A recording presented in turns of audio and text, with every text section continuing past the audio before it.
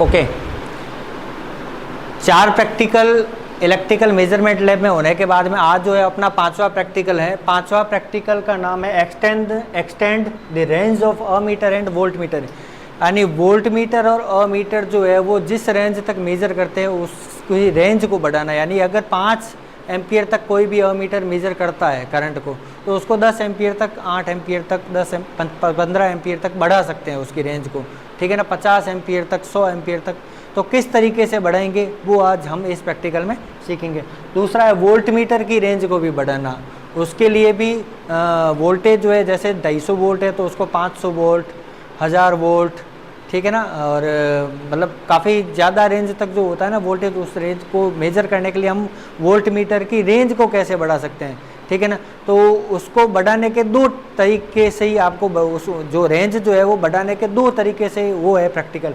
First जो है वो शंट और मल्टीप्लायर का यूज़ करके वोल्ट मीटर और मीटर की रेंज को कैसे बढ़ाएं, और सेकंड जो है वो सीटी पेटी का यूज करके हम वोल्ट मीटर और मीटर की रेंज को कैसे बढ़ाएं, वो प्रैक्टिकल है इसमें, ठीक है ना।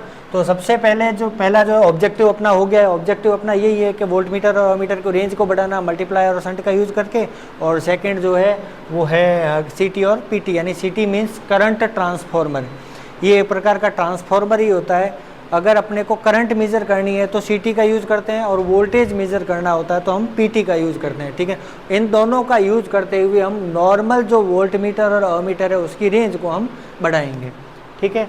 कौन कौन से मटेरियल रिक्वायर्ड होते हैं इसके लिए, यहाँ देखते हैं हम। अपने को क्या क्या चाहिए इसके लिए। अपने को डीसी अमीटर चाहिए, DC volt meter, shunt resistor. अब ये शंट रजिस्टर क्यों चाहिए वो हम आगे देखेंगे इसमें। मल्टीप्लायर रजिस्टर, सीटी, पीटी, मल्टीमीटर चाहिए, DC and AC power supply, और कनेक्टिंग वायर्स एंड क्लिप्स। ये नॉर्मली अपने को चीज़ें चाहिए, ठीक है ना। तो सबसे पहले हम जो है वो अमीटर की रेंज को बढ़ाएंगे। यहाँ पे कैसे बढ़ाएंगे उसको देखते हैं।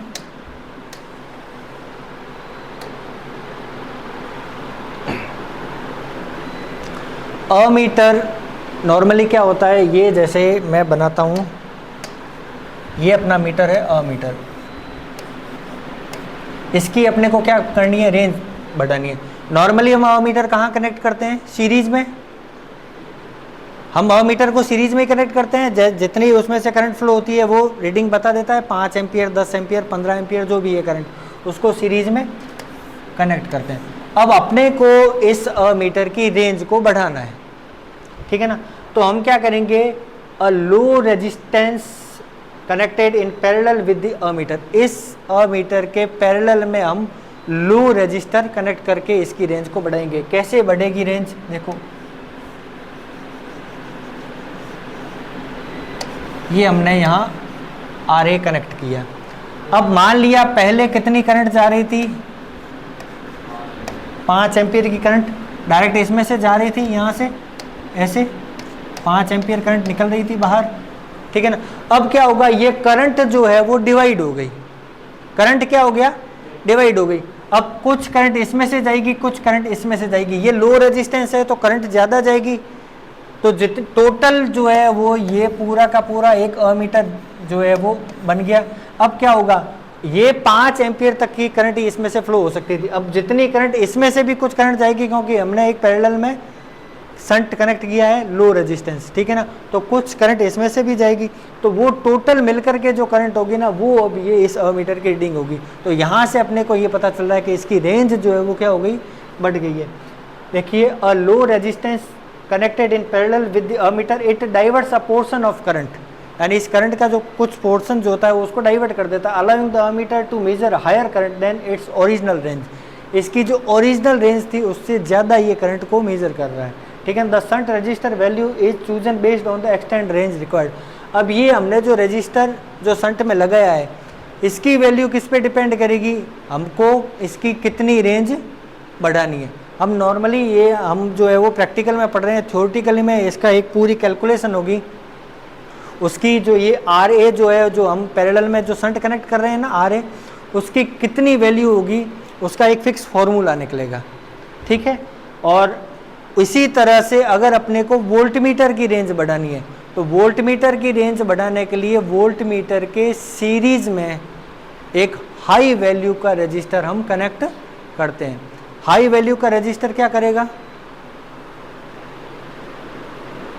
हाई वैल्यू का अगर कोई भी रजिस्टर अगर लगा हुआ है तो उसमें वोल्टेज ड्रॉप होगा, तो वो वोल्टेज ड्रॉप भी वोल्ट मीटर की रीडिंग के साथ में क्या होगा? ऐड होगा, यानी उसकी रेंज क्या हो जाएगी? बढ़ जाएगी। समझ में आया ना? जैसे ये वोल्ट मीटर है,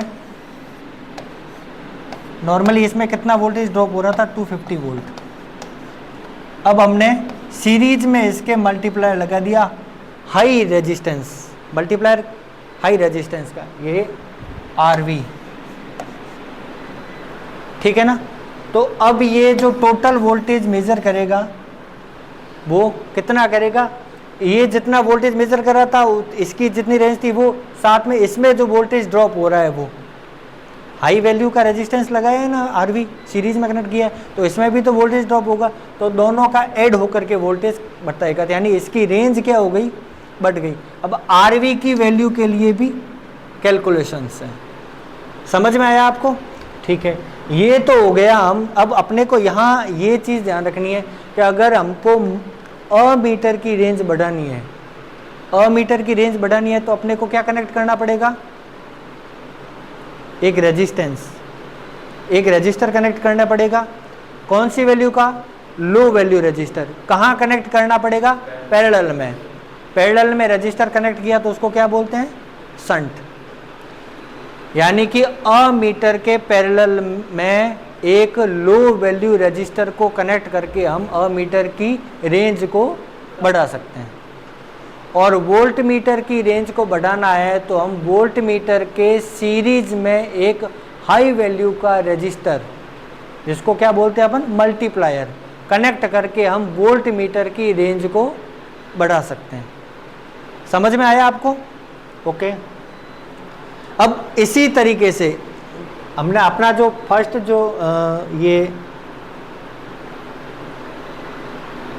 जो था अपना एक्सपेरिमेंट, अपने को शंट और मल्टीप्लायर का यूज करके इसकी रेंज को बढ़ाना था।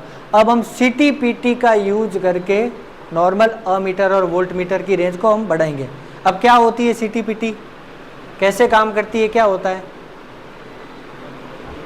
देखो, नॉर्मली आपने देखा होगा किसी भी GSS या पावर प्लांट, वहाँ पावर प्लांट में गए होंगे तो वहाँ करंट कितनी होती है? बहुत ज़्यादा। वोल्टेज कितना होता है? 25 kV, 66 kV, 33 kV, यानी 33,000 वोल्ट। अब कोई ऐसा मीटर है जो 33,000 वोल्ट को मेजर कर सकता है? नॉर्मल वोल्ट मीटर अपन ने देखा है 250 वोल्ट, 500 वोल्ट, इतना मेजर करता है ना। नॉर्मल अपना वोल्ट मीटर कितना मेजर करता है? 250 वोल्ट, 500 वोल्ट। उससे ज़्यादा का कोई वोल्ट मीटर देखा है क्या आपने? करंट मीटर कितनी मेजर करेगा? 5 ampere, 10 ampere, 15 ampere, 25 ampere. Normal metre इतना बनेगा। इससे ज़्यादा 1000 एम्पियर आ गई, 500 एम्पियर आ गई करंट, कैसे मेजर करोगे? नॉर्मल मीटर अपना काम नहीं करेगा, नॉर्मल वोल्ट मीटर भी अपना काम करेगा, लेकिन हम नॉर्मल वोल्ट मीटर और मीटर का यूज करते हुए भी उस हाई वोल्टेज और करंट को मेजर कर सकते हैं। उसके लिए क्या करना पड़ेगा अपने को? CTPT का यूज करना पड़ेगा। किसका यूज करना पड़ेगा? CTPT। CT means current transformer और PT मीन्स पोटेंशियल ट्रांसफार्मर। ये इनके पीछे शब्द लगा है, current transformer, potential transformer. Means इनका जो प्रिंसिपल जो होता है वो किसके ऊपर डिपेंड करता है? ट्रांसफार्मर के प्रिंसिपल पे डिपेंड करता है। अब क्या होता है ट्रांसफार्मर में? ट्रांसफार्मर में आपने ये फॉर्मूला पढ़ा होगा, मैं आपको बताता हूँ।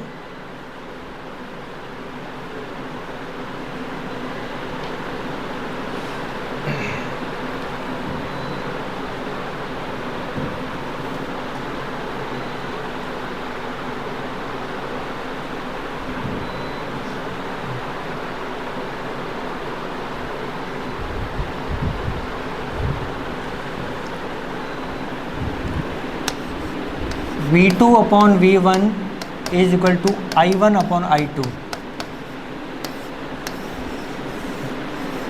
ये इक्वेशन आपने ट्रांसफार्मर में देखी होगी। ट्रांसफार्मर में क्या होता है? दो वाइंडिंग होती है, एक प्राइमरी और एक सेकेंडरी। प्राइमरी में वोल्टेज V1, सेकेंडरी में V2, primary current I1, secondary में I2। और ये जो होता है फॉर्मूला इसमें काम आता है इसके अकॉर्डिंग, यानी कि अपने को अगर V1 और V2 पता है और I1 पता है तो I2 के वैल्यू हम यहाँ से आराम से आसानी से निकाल सकते हैं।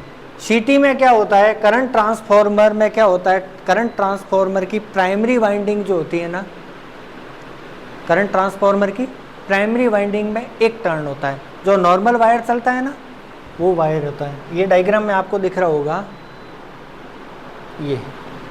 ये जो नॉर्मल जो चल रहा है ना वायर, ये जो सप्लाई लाइन चल रही है ना, ये एक ही वायर है, ठीक है ना। सेकेंडरी में इसके क्या होते हैं, कई सारे नंबर ऑफ टर्न्स होते हैं, और ये इसको क्या कर देते हैं, शॉर्ट कर देते हैं, और एक नॉर्मल रेंज का अमीटर लगा देते हैं, ठीक है ना। अब मान लिया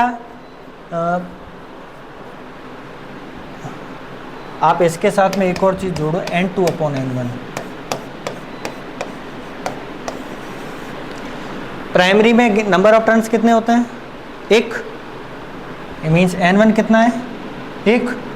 सेकेंडरी में अपने को रेंज बढ़ानी है इसका यूज करते हुए, CT का यूज करते हुए, किसकी, नॉर्मल अमीटर की रेंज बढ़ानी है।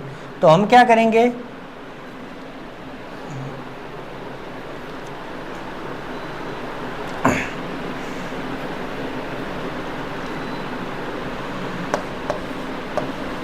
यहाँ 100 वोल्ट है,